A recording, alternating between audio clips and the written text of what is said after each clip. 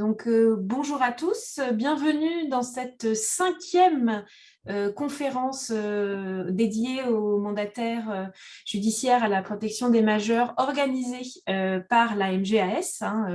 Nous avons des habitués qui suivent très régulièrement ces conférences. Si vous souhaitez retrouver les précédentes conférences, vous pouvez aller sur le site de la MGAS. Vous avez la possibilité de visionner les précédentes conférences.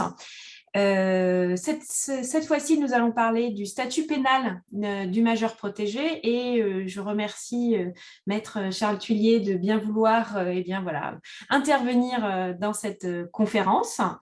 Très rapidement, et après je laisserai Laurent et Catherine introduire de la conférence. Je vous rappelle les règles du webinaire. Le webinaire est enregistré. Donc, vous avez la possibilité de le revoir ou de le transmettre à d'autres professionnels qui souhaiteraient le voir et qui n'ont pas pu être parmi nous aujourd'hui. L'intervenant, donc, aujourd'hui, va répondre au maximum à vos questions. Alors, celles que vous nous avez envoyées au moment de votre inscription, on les a déjà regardées. Une grande partie de vos questions, les réponses sont dans l'intervention de ce matin. Et puis, vous avez le module de discussion et le module de questions-réponses pour pouvoir répondre tout au cours de la conférence pour pouvoir inscrire vos questions, sachant qu'on va avoir 2 temps de questions-réponses puisqu'on va aborder le sujet sur 2 points de vue. Donc, à chaque point de vue, nous aurons les questions-réponses. Je vais laisser donc maintenant Catherine et Laurent introduire ce webinaire. On commencera par Catherine. Du coup, je veux bien que vous mettiez les diapos du démarrage, s'il vous plaît. Je vous lance, c'était la surprise. Bienvenue à tous. Je vais faire une intro très courte parce que ce n'est pas mon sujet. Je vais apprendre beaucoup de choses aujourd'hui grâce à la présence de M. Thuillier. Donc, moi, je voulais juste vous dire qu'on était attaché effectivement à poursuivre cette organisation de webinaire en 2022, que vous connaissez ou vous ne connaissez pas la MGS. En quelques mots, d'un point de vue marketing et développement, la MGS a différents types de produits qui sont diffusés par les mandataires et qui sont conçus en fonction du site d'habitation du majeur protégé. Donc, il n'y a rien de bien original par rapport à ce qui est présent sur le marché. On essaye surtout d'être proche de vous avec une équipe qui est présente sur l'ensemble du territoire français. On a généraliser en fait l'activité dédiée aux mandataires auprès de tous les chargés de développement qui étaient avant uniquement sur la marque Mutuelle Europe. Vous savez qu'on est référencé par 2 ministères et dans ce cadre-là, ils étaient plus sur les personnes, les agents de la fonction publique d'État et maintenant cette, on va dire, entre guillemets, force de vente et de conseil surtout est disponible également pour les mandataires et donc est dispersée sur toute la France. Donc c'est bien, ça fait un conseil et une proximité qui vous permet aussi de vous aider dans la compréhension de notre mode de diffusion puisqu'on met à votre service. Vous pouvez passer à la page suivante. Là, on est plus sur la présentation de notre offre. Voilà, donc ce qui fait un peu notre marque de fabrique au niveau de la MGS, outre le souhait de proximité parce qu'on est 100 personnes à la MGS, donc 100 salariés, c'est petit et en même temps, grâce à ça, on peut être proche de vous et on peut travailler en réactivité. En général, on vient vers nous parce que déjà, il y a une confiance qui s'instaure et puis on peut nous demander des choses un peu au dernier moment et surtout, on sait mettre les mains dans le cambouis, quelle que soit la strate de l'entreprise. Donc, les commerciaux, certes, sont là pour vous conseiller, mais également pour vous épauler au quotidien sur des sujets qui pourraient toucher la santé ou notre métier d'assurance. Donc, on a pour cela et pour vous rendre le plus autonome possible également un espace extranet qui vous est dédié. C'est un espace qui vous permet, grâce à des accès totalement sécurisés, des profils liés à votre cabinet, qui vous permettent de réaliser des devis en ligne, d'aller jusqu'à bien sûr l'adhésion en fonction de vos mandataires et du statut de vos mandataires et puis d'être totalement autonome dans la gestion de leur carte de tiers payant, de la visualisation de leurs contrats, de leurs prestations, etc. Donc, le but, c'est que vous soyez tranquille sans nous Et puis en même temps, qu'on soit là lorsque vous avez besoin de nous, on peut également vous assister dans la saisie de vos adhésions, dans la saisie des dossiers CSS, etc. Voilà, je n'irai pas plus loin. L'idée, c'était surtout que déjà, vous mettiez un peu une tête sur la direction du développement, que vous sachiez que vous pouvez nous déranger à tout moment et qu'on mettra quelqu'un qui sera proche de votre lieu de travail. Et puis également, vous pouvez avoir l'autonomie. On est toujours à votre écoute sur des nouvelles fonctionnalités et sur des nouvelles thématiques également pour nos webinaires. Voilà, je passe la main à Laurent qui a été très gentleman en me faisant introduire le webinaire. Normal. Merci Catherine. J'essaie rapidement un petit peu effectivement, de compléter. Donc évidemment, je peux que remercier toute l'organisation, Maître Thuillier, et puis les présences des mandataires sur aujourd'hui ce pont webinaire qui a son importance, hein, on le sait, on a des valeurs aussi communes, hein, donc en complément avec les mandataires, hein, évidemment on n'est pas au même niveau, on n'a pas les mêmes pressions entre guillemets par rapport aux mesures, les sujets du quotidien, toutes les problématiques qui peuvent se poser auprès d'un mandataire avec les moyens qu'il a, hein, avec j'ai envie de dire, la logistique dont il dispose, et puis tout le côté, j'ai envie de dire, psychologique et toute l'approche pédagogique qu'il doit avoir avec les familles, avec la personne qui est protégée. Alors, c'est vrai que aujourd'hui, le thème, c'est l'accompagnement donc, des mandataires judiciaires par rapport aux, j'ai envie de dire, aux personnes protégées, et puis un peu le statut pénal du major protégé. Alors moi, je suis très impatient, entre guillemets, d'entendre Maître justement évoquer ça, parce que j'ai fait quelques recherches, j'ai retrouvé un article, notamment le 468 du Code civil, qui évoque effectivement dans son alinéa 3 l'assistance du curateur, donc je pense que c'est le mandataire, qui est requise pour des introductions d'actions en justice et pour aider, entre guillemets, la justice à opérer si éventuellement la personne protégée était mise en cause. Et moi, je trouve ça bien, même si le mandataire, ça ajoute de la pression, entre guillemets, pour qu'il soit le plus coopératif vis-à-vis de la justice dans le cadre d'actions pénales concernant ses protégés. Et nous y sommes nous-mêmes impliqués lorsqu'on a des ordres à tiers détenteur ou des injonctions d'une gendarmerie, ben, on y coopère d'une façon bien sûr confidentielle, mais la plus efficace et en essayant, entre guillemets, j'ai envie de dire, de donner les informations les plus objectives. Et c'est vrai que entre la proximité que peut avoir un mandataire ou nous avec nos adhérents, lorsqu'il y a des actions en justice, forcément, ou une application, forcément, le sujet psychologique et puis le cadre légal est important. Et puis, moi, ma dernière question, est-ce que les mandataires ont assez d'outils à leur portée pour répondre effectivement lorsqu'il y a des actions en justice contre leurs personnes protégées? Voilà, c'était un peu ça que je voulais dire, sans rentrer ou sans essayer de challenger Maître Thuillier. Je trouve que c'est passionnant, le sujet est passionnant, surtout aujourd'hui, avec des réformes de la fonction publique notamment et puis de la santé qui se complexifient, vous le savez, avec la grande sécu, etc. Donc forcément, c'est des sujets qui peuvent passionner. Et nous, on a pris cette passion depuis 2018 lorsqu'on a fusionné avec Mutual Europe pour effectivement la gestion des personnes protégées en question. Voilà. Ben, j'ouvre le débat et puis je suis tout impatient d'écouter Maître Thuillier. Voilà, donc merci Laurent, merci Catherine. Alors très rapidement, voilà le sommaire hein, donc, de ce webinaire, je vous le disais, hein, il va être en deux grandes parties, hein, puisqu'il y a deux problématiques. La problématique d'abord du majeur protégé qui sera auteur de l'infraction. Et puis ensuite, la problématique du majeur protégé qui est victime de l'infraction. Je vais donc laisser Maître Thuillier prendre la parole et puis n'hésitez pas à poser vos questions dans les modules de chat ou de questions-réponses. Merci Madame Péco. Bonjour à toutes et à tous. J'espère que tout le monde m'entend bien. Aurélie, je vous laisse me confirmer que tout fonctionne parce que moi je ne me vois pas, je ne vois personne, c'est très déstabilisant. J'ai l'impression d'être tout seul dans mon bureau alors que je vois que vous êtes quand même très nombreux. Je vous présente mes excuses aussi, je suis un peu malade, ma fille m'a refilé ces microbes et donc j'ai un peu une voix d'outre-tombe et il n'est pas impossible que j'émaille mon propos de quelques quintes de toux et de moucherie et voilà, je m'en excuse d'avance.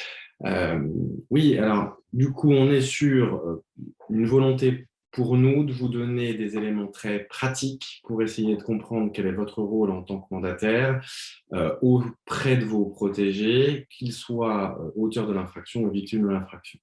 On a voulu séparer dans ces deux volets. Pourquoi ? Parce que ces deux cadres procéduraux qui sont au niveau de la procédure pénale complètement différents et qui malheureusement s'articulent assez différemment et difficilement avec les règles de droit civil qui, pour le coup, sont encore la base même de la situation, puisqu'on est face, civilement parlant, à des majeurs qui sont incapables, alors à plus ou moins haut niveau et degré. Pour la procédure pénale, malheureusement, ce sont encore des gens qui sont capables, même si de nombreuses atténuations sont venues émailler un petit peu ce discours, puisque les condamnations successives font aujourd'hui comprendre que eh bien, le majeur vulnérable ne peut pas forcément toujours être capable au sens pénal du terme. Donc, il y a une vraie progression.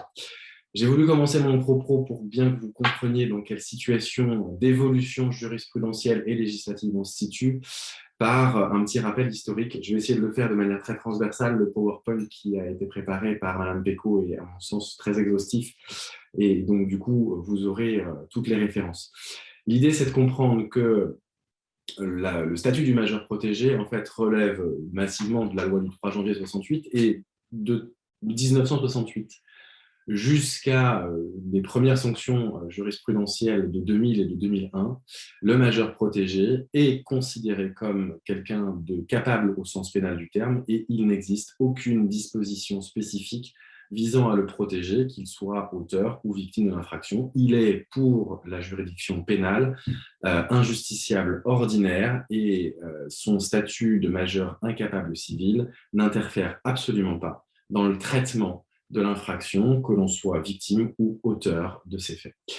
Il y a une première gros revirement jurisprudentiel initié par la Cour de cassation en 2000, qui sera ensuite repris par une condamnation de la Cour européenne des droits de l'homme en 2001, c'est l'arrêt Vaudel contre France. Et fort de ces condamnations, le législateur prend son temps, il mettra 6 ans pour prendre la fameuse réforme du 5 mars 2007. Et dans cette réforme de 2007, il vient renforcer les droits de la défense dans le cadre des poursuites pénales. Et donc aujourd'hui, on est dans une situation où le législateur n'envisage sur le plan de la procédure pénale le majeur protégé qu'au stade des poursuites contre le majeur qui serait auteur de l'infraction. Nous n'avons à l'heure actuelle encore aucune disposition qui vise à protéger les intérêts d'un majeur protégé victime d'une infraction. C'est pour ça qu'on a séparé le propos en deux, puisque votre rôle en tant que mandataire est absolument pas le même selon que vous défendez un majeur protégé qui est poursuivi par la juridiction pénale ou que vous êtes en accompagnement ou en assistance ou en représentation d'un majeur protégé qui s'avère être victime de faits infractionnels. Vous le verrez, comme toujours, les évolutions législatives se font au forceps parce que le législateur n'aime pas garantir des droits, surtout dans la procédure pénale. C'est quelque chose qui lui file des boutons. Et donc, malgré les condamnations régulières, il freine les cas de fer et quand on a monté 2 marches, on en redescend 3. Et le jeu se perdure depuis 2007. Vous voyez, je vous ai fait un petit panel de toutes les réformes qui ont eu lieu, des sanctions qui sont arrivées à l'aune des nouvelles créations du livre 7 dans le Code de procédure pénale, puisque, bien évidemment, tous les articles 706, alors voilà, ils sont nombreux, il y en a plus de 300, gèrent les situations particulières et dérogatoires au droit commun de la procédure pénale. Et pour le majeur protégé, on a créé un titre 27 dans le Code de procédure pénale qui débute aux articles 706-112 et vont jusqu'aux articles 706-118. Vous avez également tous les articles de décret qui vont derrière, ils sont listés. C'est tout un chapitre qui concerne exclusivement la partie poursuite, investigation, enquête des infractions commises par les majeurs protégés. Ces articles ont créé un certain nombre de droits, ont renforcé la prise de conscience que finalement la vulnérabilité était quand même une valeur sociale qu'il fallait protéger et que lorsque l'on est entre les mains de la justice pénale, forcément cette valeur doit être renforcée, prise en compte à sa juste valeur parce que c'est bien évidemment là qu'on est le plus vulnérable.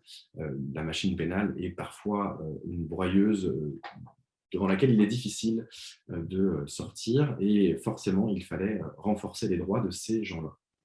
ce qui est très bien. Mais malheureusement, ça se fait toujours dans une mauvaise considération de ce qu'est majeur protégé, parce que je crois que le législateur n'a pas une pleine conscience de ce qu'est quelqu'un qui est vulnérable sur le plan civil. Et donc, les droits qui ont été forcément créés, mais sans, le législateur n'est pas un professionnel de la procédure pénale. Peut-être qu'un jour, on se retrouvera avec des commissions des lois qui accepteront de discuter avec l'ensemble des intervenants, magistrats, avocats, mandataires, pour essayer de faire des lois qui soient du premier coup conformes à l'idée même que l'on peut se faire d'une protection. Mais ça n'a pas été le cas, et donc les réformes se suivent et se succèdent à l'aune de différentes sanctions, puisque la Cour de cassation a de nombreuses reprises sanctionné, et c'est son pouvoir, et heureusement qu'elle le fait, un certain nombre de textes qui, pour elle, n'étaient pas suffisamment protecteurs des intérêts d'un majeur protégé poursuivi dans le cadre de poursuites pénales. Le Conseil constitutionnel est venu également à de nombreuses reprises, jusqu'à très récemment, en 2021, sanctionner la carence des textes qui avaient été pris par le législateur pour renforcer les droits, estimant que ces droits n'étaient pas suffisamment renforcés. Et donc, beaucoup de censure, beaucoup d'inconstitutionnalité émaillent cette réforme qui progresse encore et encore, et qui, vous comme moi, je pense, nous place dans une situation de ne pas très bien savoir ce qu'il faut faire, comment il faut le faire et à quelle mesure on doit le faire. J'aurais juste un petit point, vous le remarquerez, il y a eu cette décision du Conseil constitutionnel en 2021. C'est du coup là, merci Aurélie de bouger les planches au fur et à mesure que je parle. Sur la question de la perquisition sans assentiment, il y a eu une deuxième aussi transmission de la constitutionnalité sur l'information du tuteur dans le cadre de ces procédures-là. Et il a été décidé que le premier alinéa de l'article 706-113 était inconstitutionnel, et le Conseil constitutionnel avait donné plus d'1 an au législateur pour se mettre en conformité, sous peine que cet article soit... Le législateur n'a pas entendu de cette oreille, et au 1er octobre 2021, c'était le délai qui lui était donné par le Conseil constitutionnel, il n'y a eu aucune modification législative qui permettait de mettre le premier alinéa de cet article en conformité avec le droit positif. Résultat, depuis le 1er octobre, nous sommes face à un article 706-113 qui est amputé de son alinéa 1, qui est l'information préalable du mandataire judiciaire. Et il n'est absolument pas remplacé. Et donc, ce droit qui était là pour renforcer finalement les intérêts du majeur protégé n'existe plus, puisque le législateur se refuse de toute évidence à pallier sa propre carence. Nul doute que ça va aboutir à de nombreux contentieux que nous, avocats, allons bien évidemment se faire un plaisir de soulever jusqu'au plus haut de l'instance. Nul doute que la Cour de cassation, compte tenu de sa politique habituelle qui est d'un renforcement absolu des droits des majeurs vulnérables dans le cadre des poursuites dont ils font l'objet, va bien évidemment censurer, mais on va être dans une situation un petit peu délicate tant qu'un nouveau texte ne sera pas rendu et que finalement l'article 706-113 ne retrouvera pas sa pleine capacité, sa pleine puissance de protection, et c'est bien dommage. Voilà, ça c'était pour vous montrer que du coup on est dans une phase où tout est en évolution, tout évolue, y compris vos missions, puisque on est face à des situations parfois un petit peu absurdes, où l'on se retrouve avec des magistrats qui considèrent que finalement le mandataire est un petit peu une forme, je vais mettre les pieds dans le plat, une forme d'avocat. Je vais vous retrouver exactement le terme employé par la Cour de cassation dans sa décision du 22 juin 2021. Je pense qu'elle va faire sursauter plus d'un. Voilà. En gros, la Cour de cassation considère que dès lors que le majeur protégé mis en examen, dans le cadre d'une information judiciaire devant un juge d'instruction, ne bénéficie pas de l'assistance de son tuteur ou de son curateur, eh bien, la Cour de cassation considère que ce majeur ne peut être regardé comme étant en mesure de connaître les éventuelles nullités affectant la procédure, de sorte que les délais de recours ne courent pas à son égard. Alors bien évidemment, pour la Cour de cassation, et pour vous, je pense aussi, c'est un écho qui est très étrange, dans le sens où on laisse suggérer que le tuteur serait finalement en mesure, lui, de connaître les éventuelles nullités affectant la procédure, et que donc, en avertissant le mandataire, eh bien, on se retrouvait dans une situation où les droits, dans le cadre de l'information judiciaire, seraient protégés dès lors que le mandataire judiciaire aurait été avisé. Alors, bien évidemment, c'est un petit peu dangereux dans le sens où chacun son métier. Vous n'êtes pas à même de garantir ou de conseiller vos protégés sur des questions de procédure pénale. Vous n'êtes pas avocat, et je pense que ce glissement opéré par la Cour de cassation est, à mon sens, très dangereux parce qu'il vous confère des missions qui ne sont pas les vôtres statutairement et qui, à mon sens, ne doivent pas être pris par les mandataires de façon à ce qu'il n'y ait pas ce glissement et que voilà, vous ne soyez pas mis en responsabilité dans l'éventualité où vous n'auriez pas fait ce qu'il fallait être fait, au sens où la Cour de cassation voudrait que vous le fassiez. Donc, ça étant posé, je pense qu'il est important que l'on prenne l'auteur, puis ensuite la victime, pour que vous puissiez bien avoir la conscience de votre rôle dans les différents stades de procédure dans le cadre des mesures actuelles. On va commencer par le majeur auteur de l'infraction. C'est lui qui est le plus vulnérable. Il est soumis à différentes phases dans la procédure pénale, celle de l'enquête, celle de l'information judiciaire, qui est une phase d'enquête spécifique, et puis il y a la phase des poursuites, puis il y a également la phase de l'exécution de la peine.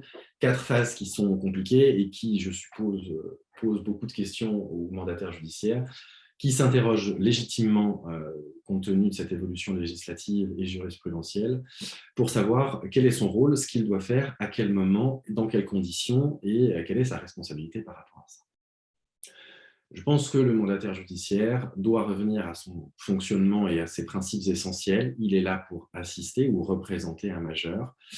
Il est là pour garantir ses intérêts avant toute chose. Et je pense que c'est sa seule mission, y compris dans la procédure pénale.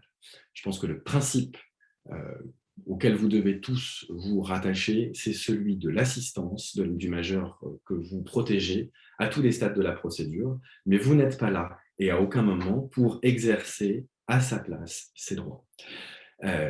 Et j'entends bien là, c'est très important, il n'est pas question de tutelle ou de curatelle lorsque le majeur est poursuivi ou qu'il est en phase d'enquête, que ce soit la garde à vue ou d'exécution des peines. La nature de la mesure de protection importe peu. Le simple fait qu'il soit sous protection vous confère une capacité. Et cette première capacité, c'est bien évidemment d'exercer ses droits si le prévenu, le mis en examen ou l'accusé ne les exerce pas. C'est d'ailleurs pour ça que la première règle qui prévaut dans le cadre des poursuites, des infractions commises par le majeur protégé, c'est l'information préalable du mandataire à tous les stades de la procédure. Ça vaut lorsqu'on est en enquête préliminaire, ça vaut lorsqu'on est en enquête de flagrance, ça vaut devant le juge d'instruction pour les informations judiciaires, ça vaut devant les juridictions de jugement, qu'elles soient correctionnelles ou de cour d'assises, ça vaut également dans les phases d'application des peines lorsque l'on est en exécution d'une décision de justice. En pratique, ça veut dire quoi, l'assistance, lorsque vous êtes prévenu? On va essayer de le reprendre au fur et à mesure. La première question que beaucoup se posent, parce que c'est le tout début de la procédure, c'est celle de la perquisition. On doit vous prévenir que votre protégé, si on est au courant qu'il est sous mesure de protection, va faire l'objet d'une mesure de perquisition. Ça ne se pose que dans un seul et unique cas de figure, celui de la perquisition avec assentiment. La perquisition avec assentiment, elle n'existe qu'en matière d'enquête préliminaire, donc sous le contrôle du procureur de la République, pour des infractions qui ne sont pas en flagrance, parce qu'en flagrance, on n'est pas dans l'obligation de demander l'assentiment de la personne qui se fait visiter. Et donc, c'est un cas qui est très particulier et qui permet de demander à la personne chez qui on se pointe le matin à 6 heures s'il est bien d'accord et consentant pour que l'on procède à cette perquisition. La jurisprudence puis le législateur ont considéré qu'un majeur sous protection n'était pas totalement libre de donner son consentement à cette perquisition. Et que donc, il était impératif de prévenir son mandataire préalablement avant de faire les opérations. Vous prévenir ne veut pas dire que c'est à vous qu'il incombe d'acquiescer, d'autoriser ou de donner le moindre consentement à cette perquisition. Ce n'est pas dans vos pouvoirs. On vous prévient uniquement pour que vous puissiez donner à vos protégés les éléments nécessaires pour qu'il puisse, lui, exercer ses droits. Il ne vous appartient pas de refuser ou d'acquiescer à une perquisition et il ne faut surtout pas le faire. Voilà, ce n'est pas de votre capacité, ce n'est pas de votre pouvoir et surtout, il ne faut pas endosser cette responsabilité-là. Soyons très conscients sur une chose, je pense qu'en tant que mandataire, vous devez conseiller vos protégés alors que vous n'avez pas accès à la procédure. Vous devez leur donner les éléments qui leur permettent d'exercer ces droits. Je pense que le premier conseil à leur donner, c'est bien évidemment de consulter un avocat qui, lui, est un peu plus armé que vous pour savoir comment ça va se passer, éventuellement si c'est toléré, être présent pendant la perquisition pour garantir les droits de la personne qui fait l'objet d'une visite domiciliaire. Vous n'avez pas à être présent, vous n'êtes pas là pour valider une perquisition, vous n'êtes pas là pour en être le témoin non plus. Et à ce titre-là, les deux seuls rôles qui sont les vôtres, c'est de conseiller à vos protégés de se faire assister lorsqu'ils sont en capacité de se faire assister. S'ils ne sont pas en capacité de se faire assister, de désigner un avocat pour les assister. Et ensuite, de faire en sorte de refuser ou d'inviter votre protégé à refuser, donc à ne pas être en accord avec cette perquisition et donc de ne pas consentir à la visite. Je pèse mes mots parce que l'assentiment, c'est un moyen de simplicité pour les enquêteurs de faire une perquisition dans un contexte procédural où, s'ils devaient se passer de cet assentiment, il leur faudrait saisir un juge du siège, qui est le JLD, pour être autorisé à faire cette perquisition sans l'assentiment de la personne. Donc, vous pouvez parfaitement refuser cette perquisition. Le protégé peut très bien ne pas donner son assentiment à cette visite domiciliaire. Les policiers pourront toujours la faire ultérieurement. Ça nécessite simplement pour eux d'aller saisir le JLD pour avoir l'autorisation de le faire. Et je pense que c'est très important que l'on, au fur et à mesure de la pratique qui pourra être faite, l'on soit dans une situation de dire qu'une visite domiciliaire, c'est un acte auquel, par principe, on ne peut pas consentir, que c'est un acte qui est d'une violence rare, parce qu'on est quand même sur plusieurs policiers qui débarquent à votre domicile, dans vos locaux professionnels, que sais-je, et qui vont s'amuser à fouiller de A à Z l'ensemble de vos papiers, qui vont vous poser des questions, généralement, pendant la perquisition. Ces questions, bien évidemment, s'apparentent souvent à du fond et non pas à la simple saisie de pièces ou de documents qui ont un rôle probatoire. Et donc, il y a une vraie difficulté au niveau d'exercice des droits de la défense dans le cadre de la perquisition, qui fait que je pense qu'y assentir est de toute façon nocif. Et je pense qu'il est temps de rappeler au procureur de la République et aux enquêteurs qu'il y a quand même un JLD qui est là pour valider que ce qu'ils font, c'est bien. Ce n'est pas à la personne poursuivie d'avoir à consentir à des mesures qui lui sont, je dirais, sont des mesures de contrainte, quoi qu'on en dise. Voilà. Donc, pour vous, perquisition, soyons très clairs, comme pour la garde à vue également, c'est le même propos. Vous êtes prévenu en amont. Votre seul rôle, c'est de désigner un avocat pour que l'avocat puisse bien conseiller son client, votre protégé, et lui expliquer comment faire. Vous n'avez pas à être présent et vous n'avez pas à exercer les droits du majeur protégé. Voilà. Vous êtes juste là pour faire en sorte qu'il les exerce lui-même et, s'il ne veut pas les exercer, lui faire désigner un conseil pour qu'il puisse être assisté du mieux possible. C'est également le cas pour la garde à vue. Vous êtes toujours prévenu lorsque l'on sait au stade de la garde à vue qu'il y a une mesure de protection. On cherche toujours à vous prévenir pour vous dire que votre protégé est placé en garde à vue. La question qui se pose pour vous, c'est est-ce que vous devez l'assister au cours de la garde à vue? Est-ce que vous pouvez vous déplacer pour le rencontrer? Non.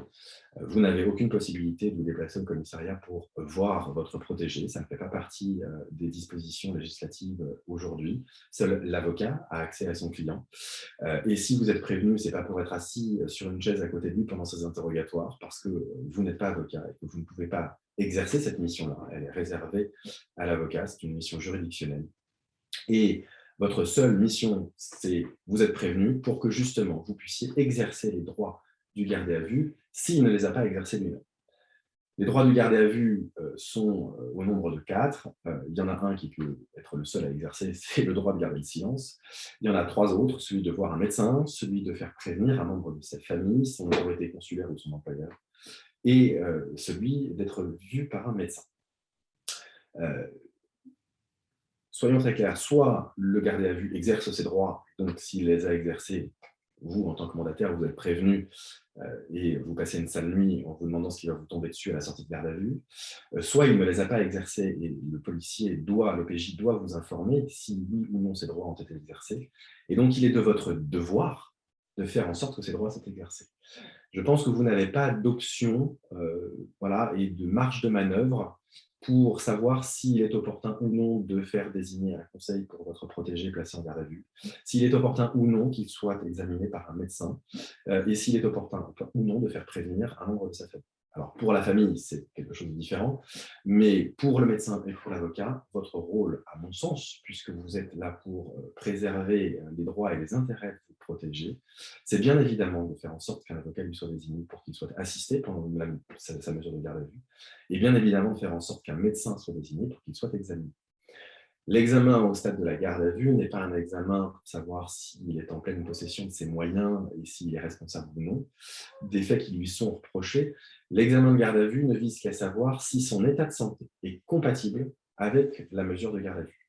C'est donc un examen qui est essentiel. On est face à des personnes qui sont protégées, donc vulnérables psychologiquement très souvent, physiquement bien souvent aussi. Il est donc impératif que la personne soit examinée par un médecin. Bien que de toute façon les textes en pratique imposent à l'OPJ de désigner le médecin ou au procureur de le faire. Voilà. Mais que les textes prévoient de toute façon que ce soit obligatoire ne vous empêche pas, vous, et voilà, ne vous retire pas pour mission de solliciter de l'OPJ que ce soit bien fait.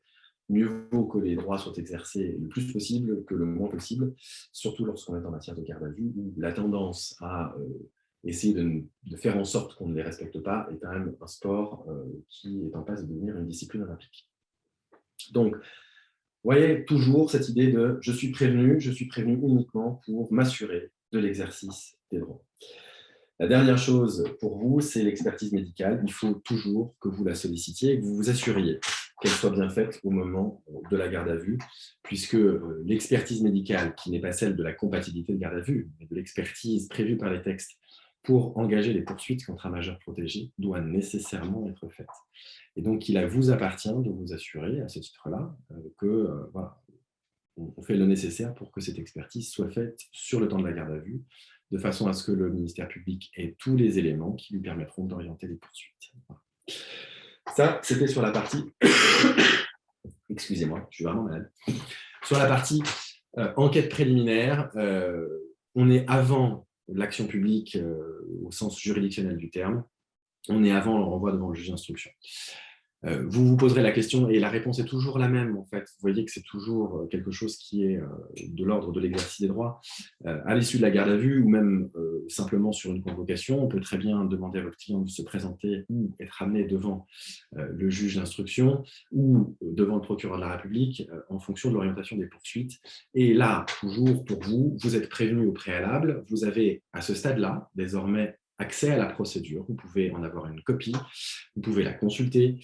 Si votre protégé est placé en détention provisoire, vous avez de droit un permis de visite qui vous est délivré. Je vous expliquerai à qui on fait cette demande en fonction du stade de la procédure. Et donc, vous devez potentiellement aller voir votre protégé pour s'assurer que tout se passe bien et que ses droits sont bien gérés. Lorsque l'on est sur une phase information judiciaire, donc c'est une nouvelle phase d'enquête qui s'ouvre, c'est un juge d'instruction, c'est la phase procédurale où les mises en examen, ou du moins le justiciable a le plus de droits, puisqu'il y a un véritable équilibre entre la défense, le juge d'instruction, les parties civiles et le ministère public, et bien évidemment votre rôle, une fois que vous êtes prévenu, que le protégé, le curatellaire est déféré devant le juge d'instruction, c'est bien évidemment de désigner un avocat qui est le seul à même d'analyser une procédure sur son plan technique, d'éventuellement faire les actes pour soulever les éventuelles nullités. Bref, l'avocat est à ce stade-là le seul à pouvoir exercer réellement les droits de la défense. Et si le majeur protégé ne désigne pas un avocat, vous devez lui en désigner un, ne serait-ce que pour que ses droits soient respectés. Ne tardez pas à le faire devant le juge d'instruction à compter de la mise en examen. Il faut savoir qu'il s'ouvre un délai de 6 mois pour contester la légalité de tous les actes qui ont été réalisés préalablement à la mise en examen. Ce délai de 6 mois est un délai qui est très court, surtout quand on est sur des procédures qui peuvent être un peu volumineuses. Donc, il ne faut absolument pas tarder pour garantir l'effectivité des droits de la défense du majeur protégé qui se verrait mis en examen. Il y a maintenant la partie poursuite. Cette partie poursuite, une fois que les enquêtes sont terminées, sont de deux types. Soit on renvoie la personne devant un tribunal correctionnel. Donc là, votre rôle à vous, c'est bien évidemment de vous assurer que votre protégé sera défendu par un avocat devant la juridiction de jugement devant laquelle il sera déféré. Et ça ne pose pas de difficulté, mais j'y reviendrai sur cette partie-là.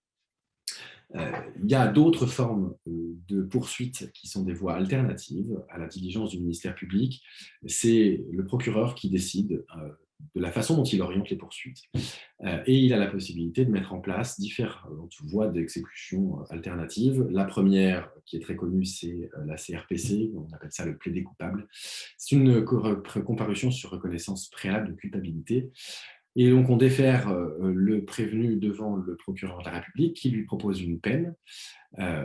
Vous êtes prévenu de ce déferment. La CRPC ne s'exerce de toute façon qu'en présence d'un avocat. Donc, vous devez certes lui en désigner un s'il a un avocat habituel et que vous ne voulez pas que ce soit l'avocat de permanence qui l'assiste.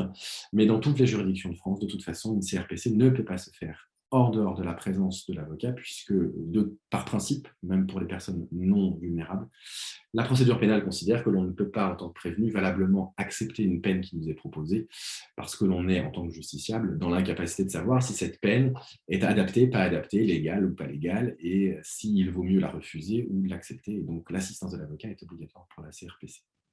La question qui se pose donc pour vous à ce stade-là, c'est de savoir si votre protégé, compte tenu de la situation qui est la sienne habituellement, est-ce qu'il est préférable d'en référer à la permanence du barreau qui va de toute façon lui désigner un avocat qui fait partie généralement de la liste pénale, donc qui n'est pas un fiscaliste qui se tente au pénal une fois de temps en temps, ou s'il y a un avocat habituel ou avec qui vous avez des accointances et donc en qui vous avez pleinement confiance.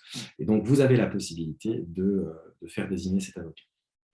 Alors, bien évidemment, c'est également pareil pour la composition pénale. Voilà. Je n'ai pas de difficulté sur ce point. C'est aussi une alternative de poursuite où on propose une peine et où l'avocat est obligatoire. La question pour vous est de savoir si vous pouvez passer outre le choix de votre protégé qui a fait le choix d'un avocat et que le choix de cet avocat ne vous convient pas. Curatelle ou tutelle, la question va être vite réglée, en curatelle ou en tutelle. Si le majeur protégé a fait le choix d'un avocat, il est considéré l'avoir fait en pleine capacité, quand bien même il soit placé sous mesure de tutelle, parce que pour la procédure pénale, et c'est là que c'est un peu absurde, il est considéré comme étant capable. Il est aussi considéré capable pour accepter une peine. Voilà. Et on ne vous demande pas votre avis, et le fait qu'il soit sous tutelle ne l'empêche pas d'être en mesure d'accepter une proposition, parfois même d'emprisonnement ferme, avec exécution immédiate. Ça fait partie des absurdités de la procédure pénale qui considère qu'un majeur est capable pénalement, notamment pour accepter une peine.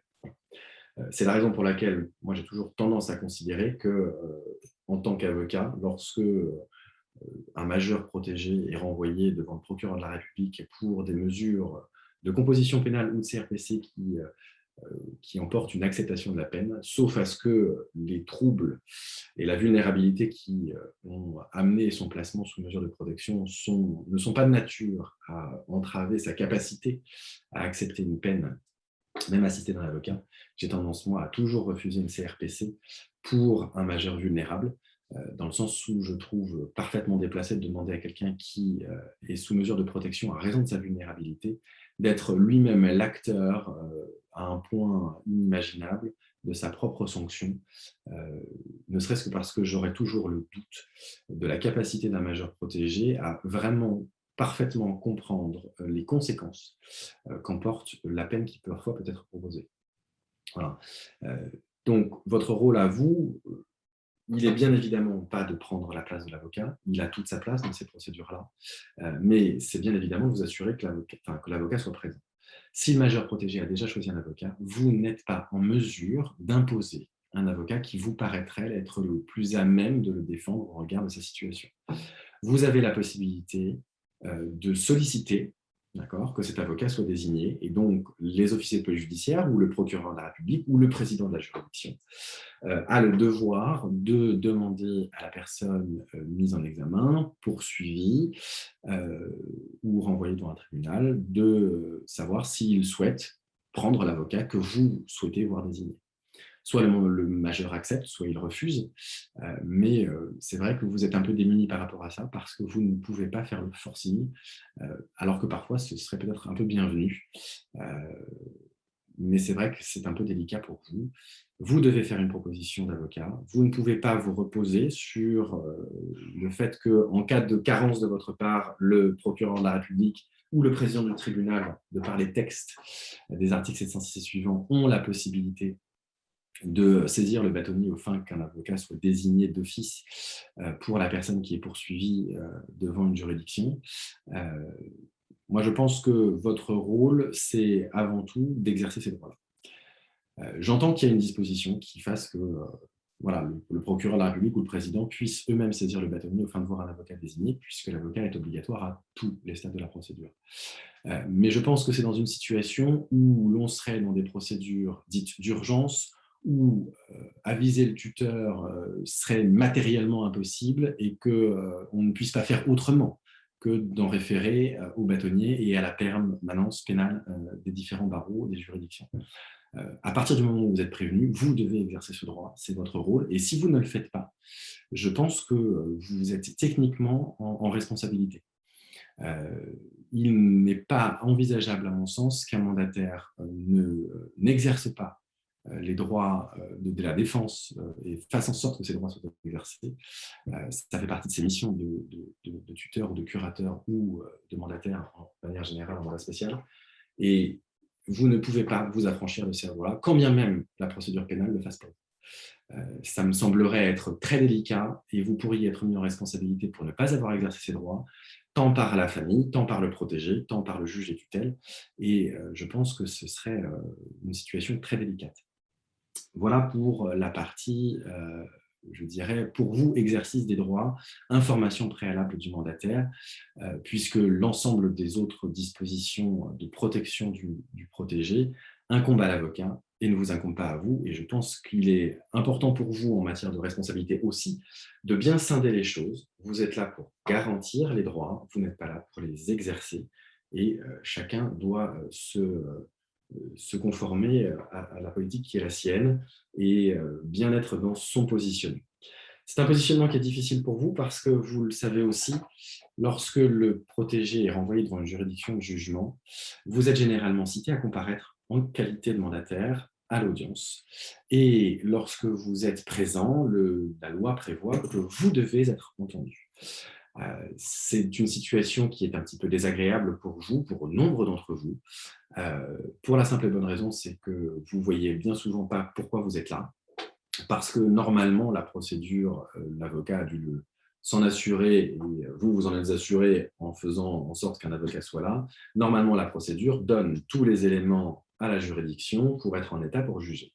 Et vous n'êtes pas là, à mon sens, pour pallier les différentes carences ou déficiences du ministère public, autorité de poursuite, ou du tribunal, autorité de jugement, s'ils n'ont pas fait une ordonnance de soit communiquée auprès du juge des tutelles pour avoir un certain nombre d'éléments. Vous n'êtes pas là pour pallier les éventuelles expertises médicales ou psychiatriques qui sont censées éclairer la juridiction de jugement sur l'état de santé et l'éventuelle responsabilité pénale de votre protégé. Vous n'êtes pas là non plus pour témoigner à charge ou à décharge contre votre client. Et donc, c'est une situation qui est très délicate parce qu'à partir du moment où vous êtes présent dans la salle d'audience, vous devez être entendu par la juridiction et le ministère public a cette fâcheuse tendance de délivrer la citation par huissier à tour de bras aux frais du contribuable. Considérant que vous devez être avisé de l'audience, il vous cite également en tant que curateur pour être entendu par la juridiction. Et donc, vous êtes dans une situation qui est un petit peu désagréable parce que vous allez devoir être entendu et on vous fait prêter serment. Soyons très clairs, c'est une situation qui pour moi est très difficile en tant qu'avocat de la défense, quel que soit du côté où je me situe, parce qu'on exige de vous, mandataire, non seulement d'être le garant de l'exercice des droits de la personne qui comparaît devant le tribunal, et ce même tribunal vous cite devant lui à la demande du ministère public pour y être entendu en qualité de témoin, et donc forcément vous prêtez serment pour y être entendu par la juridiction. L'articulation de ces deux situations est un peu schizophrénique, mais je pense que la ligne de conduite est la suivante. Non seulement vous êtes informé en tant que mandataire judiciaire pour exercer les droits, parce que je pense que c'est votre rôle de vous assurer qu'ils sont bien exercés, mais en plus, derrière, vous êtes cité, et lorsque vous êtes entendu en qualité de témoin, vous ne pouvez être entendu et vous ne devez répondre aux questions que sur l'exercice de la mesure de protection dont fait l'objet le prévenu, qui est votre majeur protégé. Vous ne devez en aucun cas répondre aux questions que la juridiction pourrait être tentée de vous poser sur les faits, sur sa responsabilité pénale, sur un certain nombre d'éléments. Et je pense qu'il est de votre devoir, lorsque vous comprenez qu'on ne vous interroge pas sur votre... je veux dire, si vous n'êtes pas interrogé est-ce qualité de mandataire dans le cadre de l'exercice de la mesure, il faut impérativement dire à la juridiction que vous ne pouvez pas répondre à la question. Et renvoyer la juridiction au fait que s'ils avaient voulu des réponses plus détaillées, il fallait faire une demande de soit communiquée auprès du juge des tutelles. Vous n'êtes pas là pour faire à l'audience un point de situation complet in extensio, par exemple de ce qu'il y a dans un certificat médical circonstancié, ou un point sur les mesures financières de la mesure de protection. Ce sont des éléments qui sont confidentiels. Si la juridiction veut en avoir connaissance, elle écrit au juge des tutelles, qui est le seul à pouvoir le lui communiquer. Vous, vous êtes soumis, y compris devant cette juridiction, au secret professionnel, parce que vous répondez de l'intérêt de votre majeur protégé et exclusivement de l'intérêt de votre majeur protégé. Vous n'êtes pas là pour donner à la juridiction de jugement des éléments qui lui permettront ou non d'entrer en votre condamnation. Donc, quand est-ce que la mesure s'est ouverte? Quelle est la nature de la mesure? Grossièrement, voilà, qu'est-ce qui a fondé l'ouverture de cette mesure? Sur combien de temps elle est ouverte? Et voilà, à l'exception de ces éléments très liminaires, du comportement de monsieur, d'où il habite, voilà, de sa vie au quotidien, de choses très générales et qui, je dirais, n'emportent aucune singularité par rapport à la procédure, à part ces réponses-là, vous devez, je sais que c'est parfois difficile, de bien rappeler à la juridiction que vous n'êtes pas là pour pallier une carence d'information entre juridictions. Voilà. Je sais que c'est désagréable, ce sont quand même des magistrats à qui on s'adresse, mais c'est important de le faire. En tant qu'avocat qui assiste des majeurs protégés, lorsque je vois que les questions de la juridiction à l'endroit du tuteur sous serment ou du curateur sous serment excèdent finalement la capacité de réponse, ça vaut aussi pour la cour d'assises, Madame Morin-Besson, ça vaut aussi pour la cour d'assises, quelle que soit la juridiction de jugement. Voilà. En tant qu'avocat, je pense que l'avocat est là votre meilleur allié. Moi, je n'hésite pas à sauter à la gorge du président ou de l'assesseur qui pose cette question déplacée pour lui rappeler que cette question, le mandataire ne peut pas y répondre. Voilà. Ça me semble assez délicat. Vous pouvez faire un écrit à la juridiction, la question vient de m'être posée. Autant vous dire que c'est très mal perçu par les juridictions. Pour la simple et bonne raison, c'est que du coup, elles se considèrent privées de la capacité de vous interroger librement. Et donc, elles le voient d'un très mauvais œil parce que s'il leur manque des informations, bien évidemment, ils comptent sur vous. Donc, l'écrit est très délicat. Et puis, on voit toujours d'un très mauvais œil qu'un mandataire judiciaire qui est quand même un professionnel assermenté et qui est en plus assermenté par le ministère public, soyons quand même voilà, techniques, cité par le ministère public, si vous ne vous présentez pas, je vous avoue que c'est une situation qui peut être compliquée. C'est-à-dire que la personne qui vous cite devant la juridiction est la même que celle qui finalement vous agrée. Voilà. Moi, j'ai tendance à penser que le meilleur moyen de faire en sorte que les juridictions ne se comportent plus de la façon dont elles se comportent et qu'elles comprennent bien quel est le rôle du mandataire judiciaire et qu'elles ne confondent pas les rôles et les pouvoirs de chacun, c'est encore que vous vous y déplaciez et que vous ayez tous ces réponses-là. C'est-à-dire, je suis là pour expliquer certaines choses à un certain moment concernant des éléments très limités. Pour le reste, je vous renvoie à vos propres pouvoirs juridictionnels, celle d'interroger le juge des tutelles et de le faire. Mais tant qu'on ne leur dira pas et qu'on ne leur rabâchera pas et que la méthode de Cohen ne fonctionnera pas, on se retrouvera face à des situations où le ministère public citera en permanence les mandataires à être présents à l'audience correctionnelle, la cour d'assises ou ce genre de choses, et du coup comptera sur les déclarations sous serment du mandataire pour s'épargner la charge procédurale d'avoir à faire une ordonnance de soit communiquée au juge des tutelles qui, du coup, compte tenu de ces délais de réponse, entrave un peu les procédures. Vous n'êtes pas là pour payer les pots cassés d'une justice exsangue parce qu'elle manque de moyens, soyons très clairs. Et c'est votre devoir aussi de bien rappeler que votre rôle, c'est de protéger les intérêts de votre majeur protégé, pas de faire en sorte que vous donniez des éléments à une juridiction de jugement pour permettre d'entrer en votre condamnation. Je pense que c'est très important là-dessus. Vous avez votre indépendance, on a la nôtre, chaque chose doit être mise à sa place. Et les magistrats ont parfois besoin, et ils le demandent bien souvent, d'être remis à leur place. Ils ne le prennent pas forcément mal, ils le prennent surtout comme, voilà, à partir du moment où dans les notes d'audience, on a un mandataire judiciaire qui vient dire « mais je ne peux pas répondre à votre question parce que je n'ai pas le droit de le faire, et que cette question-là, c'est au juge des tutelles qu'elle doit être posée, ou à un médecin expert pour avoir cette réponse-là, je ne suis ni l'un ni l'autre, et je ne sortirai pas de mon rôle », c'est dans les notes d'audience. Et ça permet à la juridiction, du coup, de rendre une décision qui est fondée sur cette explication que vous venez de leur faire. Parfois, ça les mettra dans une situation de difficulté parce qu'ils ne pourront pas forcément juger comme ils auraient dû juger. Et donc, c'est finalement ces décisions un petit peu exsangues et qui sont très claudicantes, qui font qu'au fur et à mesure, le législateur va devoir prendre ces dispositions pour que les rôles de chacun dans la procédure soient parfaitement respectés. Donc, il ne faut pas avoir peur d'aller dans la juridiction et d'affirmer le rôle qui est le sien et que l'on ne veut pas épouser le rôle des autres. Je vous renvoie à la dernière décision de juin 2021 de la Cour de cassation qui déjà amorce l'idée que parce que vous êtes informé, du coup, on peut considérer que le protégé est en mesure d'exercer et d'analyser les nullités et donc d'exercer les voies de recours. Attention, voilà, il faut être très franc avec ça. Vous êtes, vous, en tant que mandataire, et malgré votre qualité de mandataire, vous n'êtes pas des avocats pénalistes, vous ne pratiquez pas la procédure pénale, on ne vous demande pas de connaître la procédure pénale, et donc il ne faut pas tout confondre. Je pense que ce n'est pas parce que vous êtes avisé que du coup les droits sont exercés, et ça il faut vraiment le comprendre. Vous êtes avisé, et donc les droits peuvent être exercés parce que vous pouvez saisir un avocat, et uniquement comme ça. C'est comme pour un prévenu normal, un prévenu... Vous interrompre, maître, mais il faut qu'on avance un petit peu. On avance, pardonnez-moi. Désolée.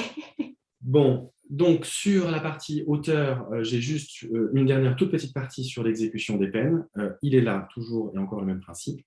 Vous allez être confronté parfois à des majeurs protégés qui sont contraints d'exécuter une sanction, notamment lorsqu'il y a des sursis probatoires avec obligation de soins.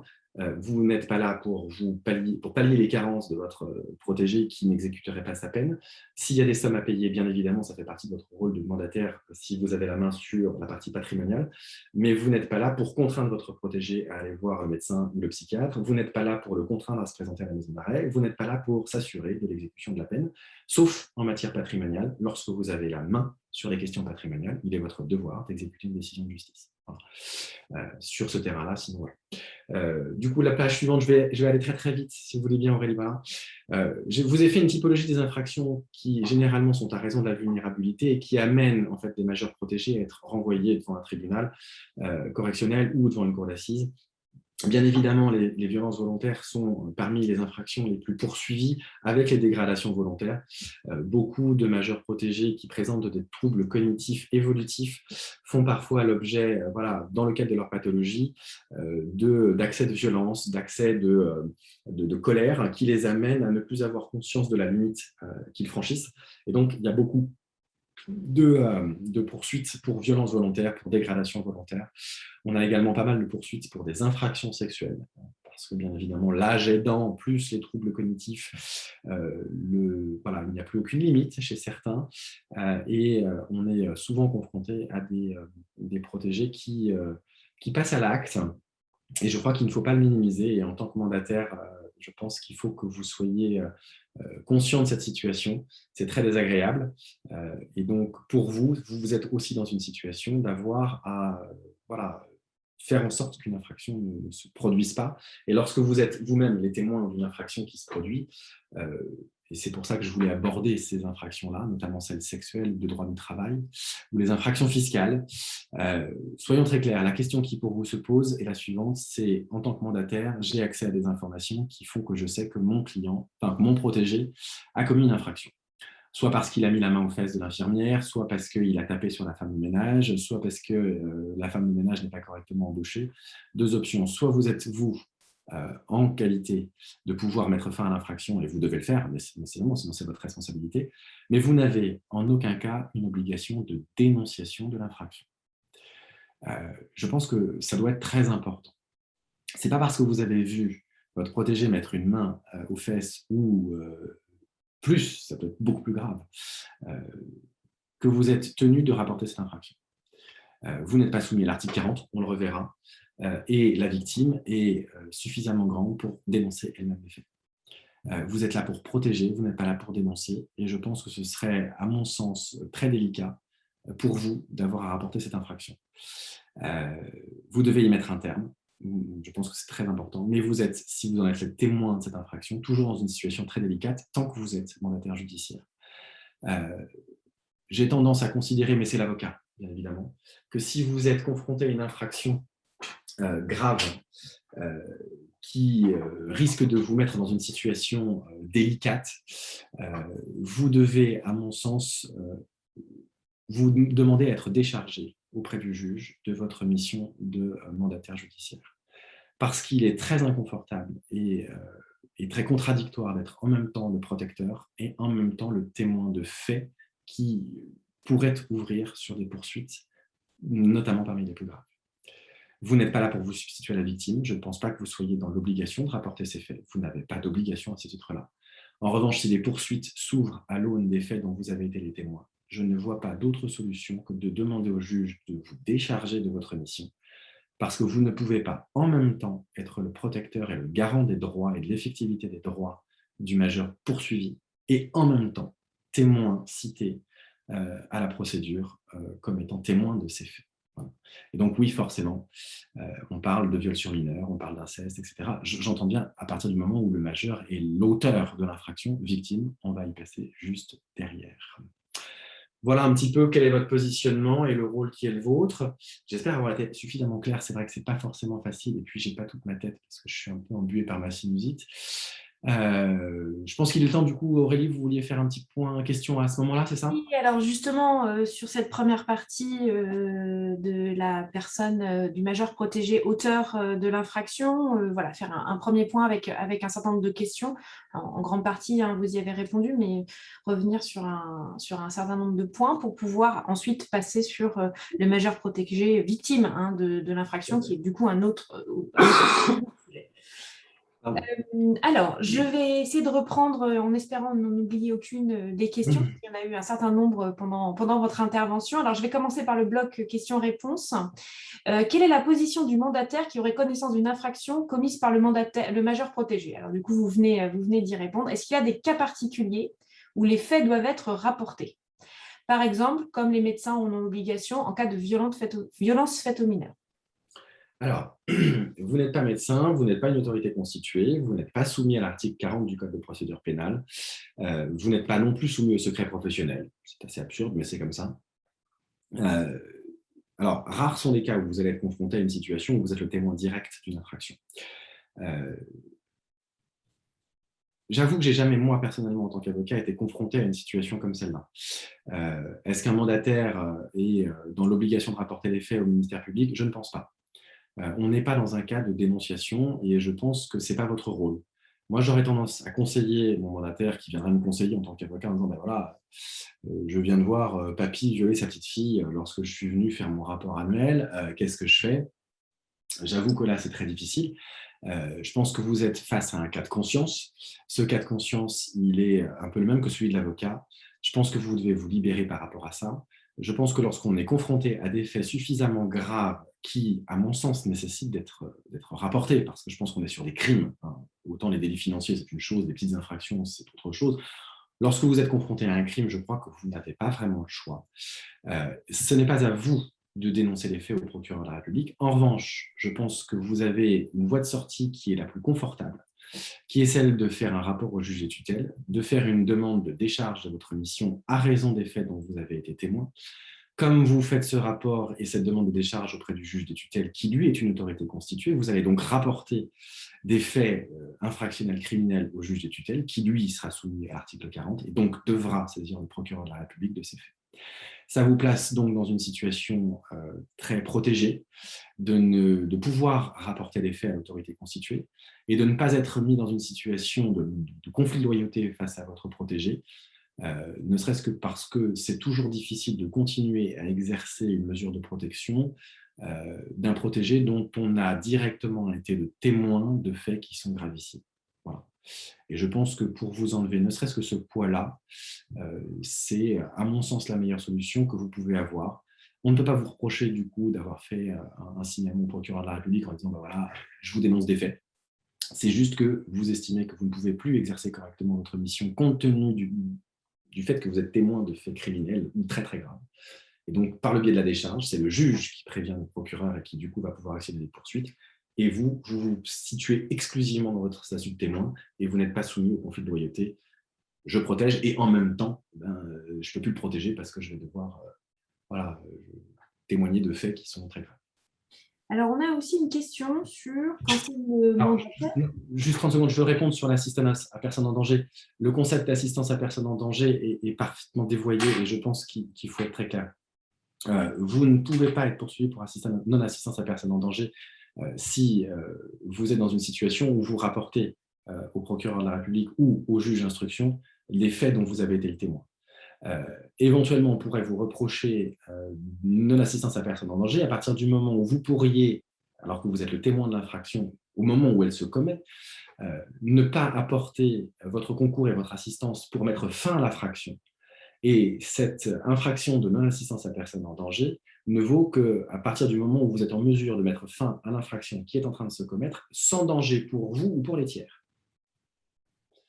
Donc, c'est pour ça que je vous dis, je pense que lorsque vous êtes confronté à des situations infractionnelles graves, soit elles ne sont pas trop graves et vous pouvez y mettre un terme et après, du coup, voilà. Mais lorsque vous êtes confronté à des faits criminels, je pense que vous êtes tenu de faire en sorte que ces faits puissent être rapportés sans forcément vous mettre dans une position de dénonciateur, mais dans une position de en fait, je suis devenu témoin.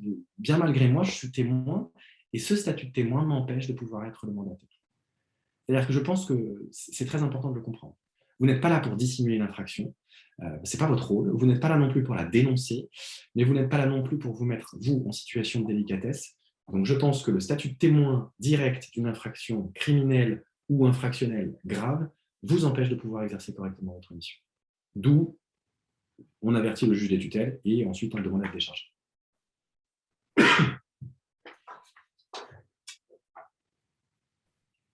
Bien évidemment, si effectivement vous êtes face à une infraction qui est en train de se commettre et si vous ne pouvez pas la régler tout seul, oui, il faut prévenir les forces de l'ordre. Ça me paraît être, évident, bien évidemment. Je n'ai pas d'observation par rapport à ça. Mais là ce n'est pas vous en tant que mandataire qui agissez, c'est vous en tant que citoyen et justiciable normal. Je veux dire, tout le monde le ferait. Il y avait une question sur le fait que le mandataire soit lui-même la victime du majeur. Oui. Donc là, dans les exemples donnés, c'était des menaces de mort, des choses comme ça. Comment est-ce que le mandataire peut agir? Alors, il y a deux options par rapport à ça.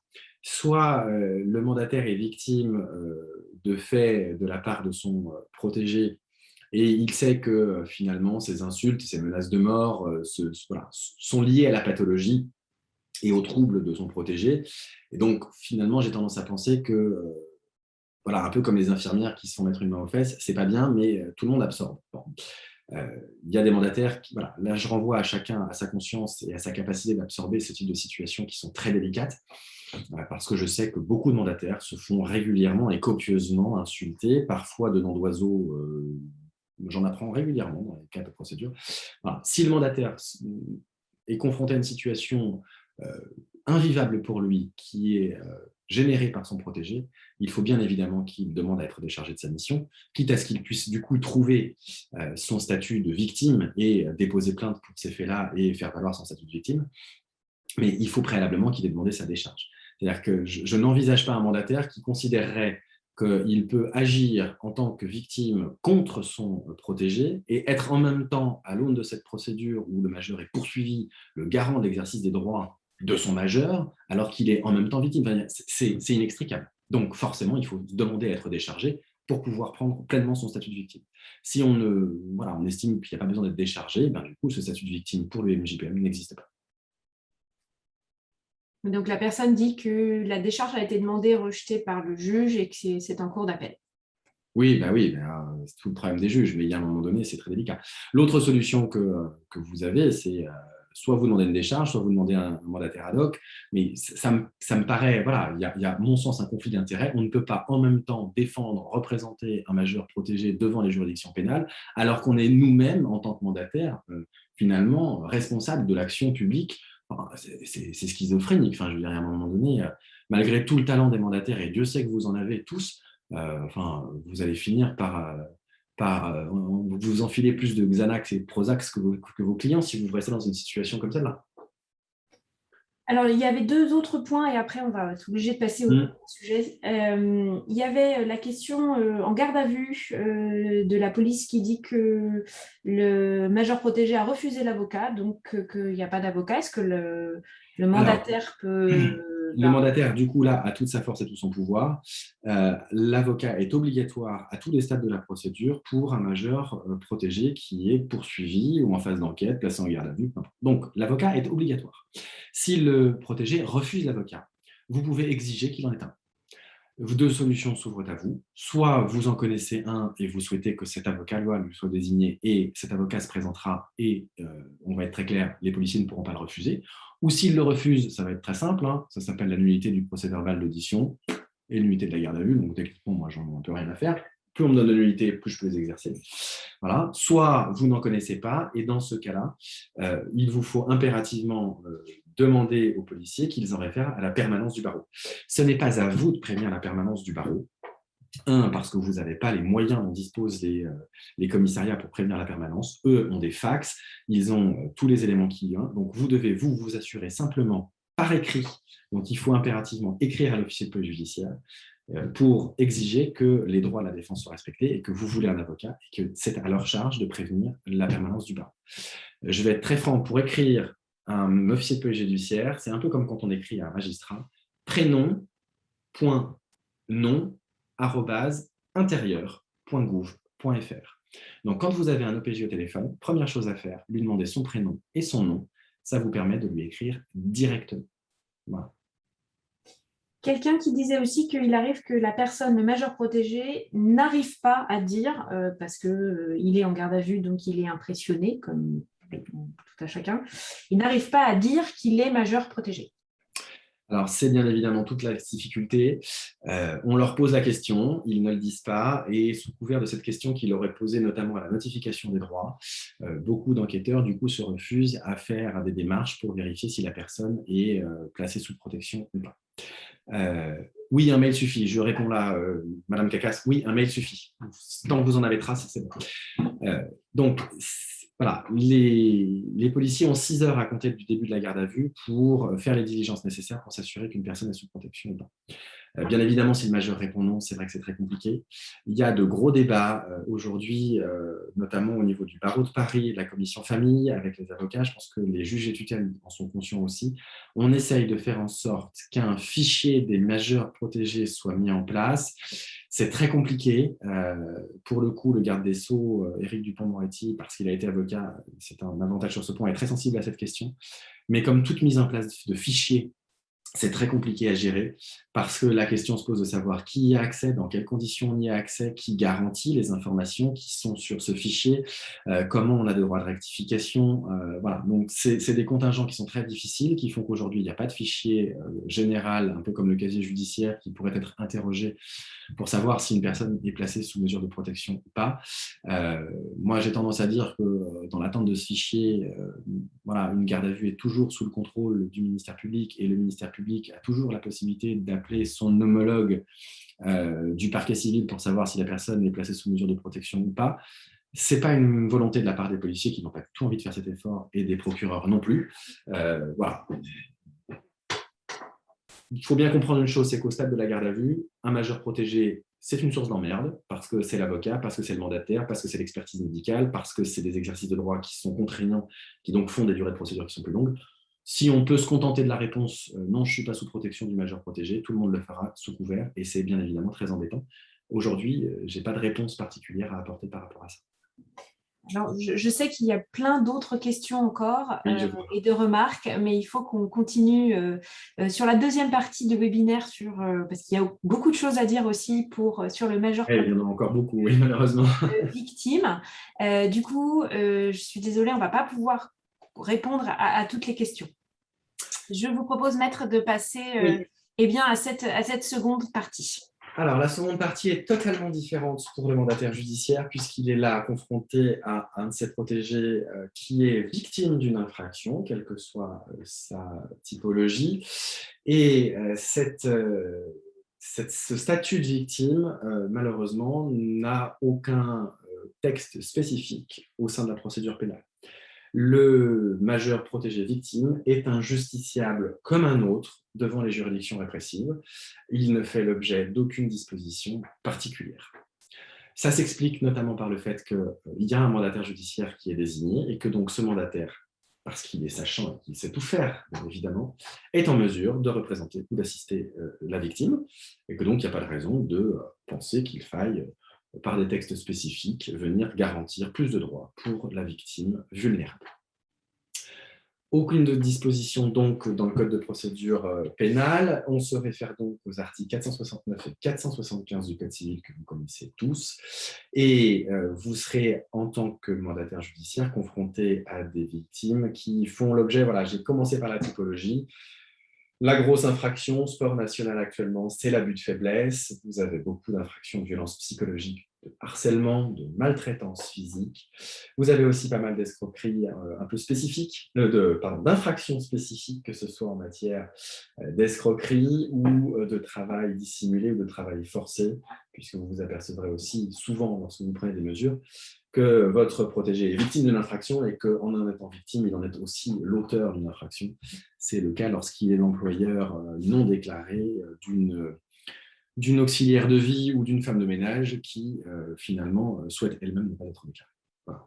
Cette typologie, je ne vais pas revenir dessus, c'était juste un léger rappel pour vous montrer dans quelle situation, généralement, le majeur vulnérable se situe en tant que victime. Il sera, bien évidemment, potentiellement victime de plein d'autres infractions qui ne sont pas à raison de sa vulnérabilité. Moi, je voulais attaquer ces infractions-là parce que forcément, lorsque vous êtes confronté à ça, vous êtes confronté à beaucoup de difficultés. Des difficultés parce que votre rôle en tant que MJPM, c'est bien évidemment de repérer, de traiter les infractions sur le plan pénal, d'assister ou de représenter votre majeur victime. Votre premier rôle en tant que mandataire judiciaire, c'est bien évidemment de mettre fin à l'infraction. Voilà. Vous êtes dans une situation où vous vous apercevez qu'il y a une situation infractionnelle. Votre rôle, c'est de rétablir la situation. Soit vous en avez le pouvoir parce qu'on est déjà en tutelle, soit vous n'en avez pas le pouvoir parce qu'on est en curatelle ou en mandat spécial.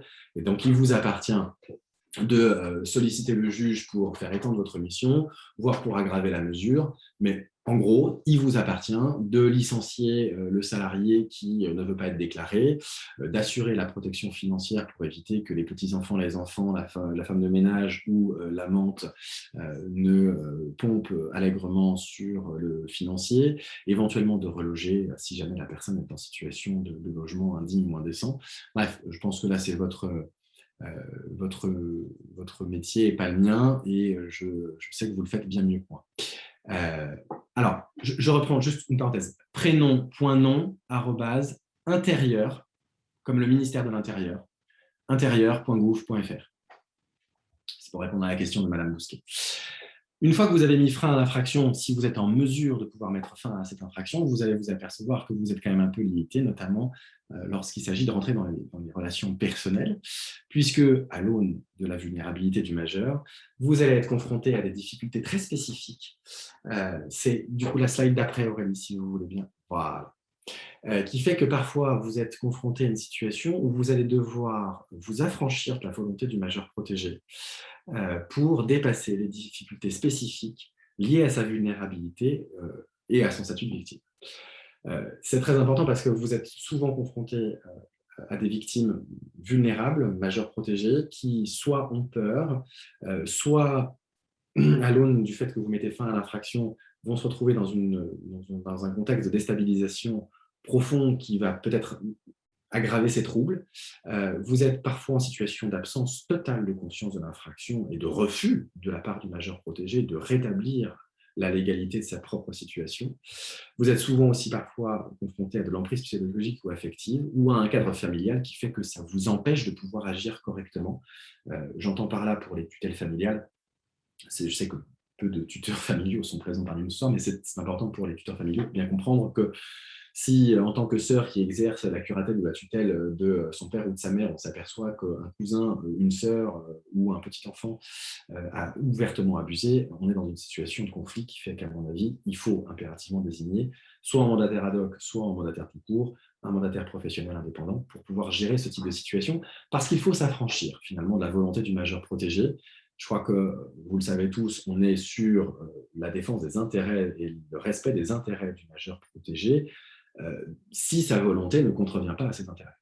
C'est-à-dire que la volonté, oui, mais pas si ça contrevient à ses intérêts. Et donc, si votre protégé est dans une situation où il est victime d'une infraction, mais qu'il ne fait rien ou vous entrave pour vous permettre sa résolution ou vous permettre de faire valoir ses droits en tant que victime devant les juridictions répressives, vous devez nécessairement vous affranchir de sa volonté. Et c'est là que finalement les emmerdes, pardonnez-moi le pot, mais c'est vraiment ça pour vous, commencent. Parce que forcément, vous êtes confronté à une situation où vous allez devoir faire étendre votre mission par le juge, vous voir autorisé pour défendre certains aspects extra-patrimoniaux de votre protégé, voire même, lorsqu'on est en curatelle, solliciter l'aggravation de la mesure pour avoir les coups des franches et pour pouvoir préserver les intérêts de votre curatellaire. Slide d'après, Aurélie, je veux bien. Voilà. Et donc, pour vous, c'est une fois que l'on est dans cette situation-là, qu'est-ce que l'on fait ? Je l'ai dit tout à l'heure, vous n'êtes pas là pour répondre à l'article 40, seul le juge, lui, l'est. Et donc, vous ne pouvez pas, au titre de l'article 40, dénoncer des faits infractionnels dont vous seriez le témoin auprès du juge d'instruction. Vous êtes en revanche là pour les dénoncer. Et cette dénonciation, elle se fait par un signalement au procureur de la République. Le terme est un peu particulier, chaque chose a un mot. La dénonciation, c'est pour des gens qui ne peuvent ni assister ni représenter, qui ne sont pas témoins. Le signalement, c'est pour des gens qui exercent une mesure, pour des proches ou pour des témoins directs. La plainte, c'est pour la victime exclusivement. Ça reste, que ce soit la dénonciation, le signalement ou la plainte, la même chose. En gros, c'est j'informe le procureur de la République que des faits qui nous semblent être une infraction se sont commis. Et après, le procureur de la République dispose de sa pleine capacité d'actionner l'action publique ou pas. C'est à lui de décider s'il met en application les mesures de son pouvoir ou non. Vous avez donc non seulement la possibilité de faire ce signalement au procureur de la République en écrivant directement au procureur de la République par courrier recommandé. Si vous avez les adresses mail structurelles, vous pouvez le faire, pour lui signaler ces faits. C'est une possibilité qui vous appartient, qui est pleinement dans votre rôle de mandataire judiciaire à la protection des majeurs, et je vous invite à le faire.